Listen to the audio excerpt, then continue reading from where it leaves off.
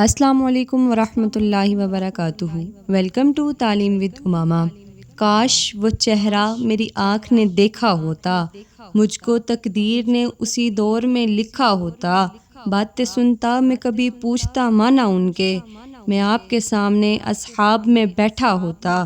ہر سیاہ رات میں روشن ہے حدیثیں ان کی، آپ نہ آتے تو زمانے میں اندھیرا ہوتا۔ ویلکم ٹو ڈے 3 آف آغاز دین۔ بسم اللہ الرحمن الرحیم۔ میں ہوں آپ کی پیاری بہن امامہ۔ امید کرتی ہوں تمام مسلمان خیر و عافیت سے ہوں گے اور بہترین حالت میں ہوں گے۔ آج کی ویڈیو میں ہم اسلامی عقائد کے بہت اہم عقیدے پر بات کریں گے۔ یہ وہ باتیں ہیں جو صرف علم نہیں بلکہ ہمارے ایمان کو مضبوط کرتی ہیں، اس لیے آپ سے درخواست ہے کہ ویڈیو کو سکون اور توجہ کے ساتھ سنیے۔ اللہ ہم سب کو صحیح سمجھ اور عمل کی توفیق عطا فرمائے، آمین۔ چلیے شروع کرتے ہیں۔ چوتھا عقیدہ، ایمان بالرسول۔ ایمان بالرسول کا مطلب تمام ان پیغمبروں پر ایمان لانا جن کو اللہ تعالیٰ نے انسانوں کی ہدایت کے لیے بھیجا۔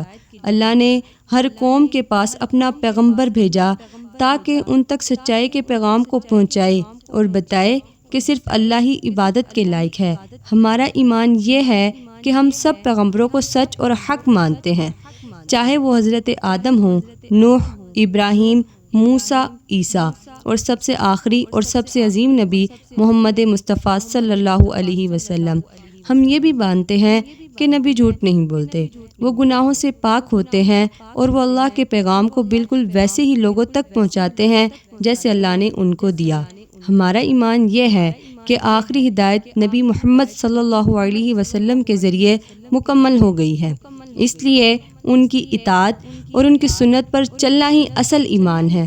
اللہ ہم سب کو رسول صلی اللہ علیہ وآلہ وسلم سے سچی محبت کرنے کی توفیق عطا فرمائے، آمین۔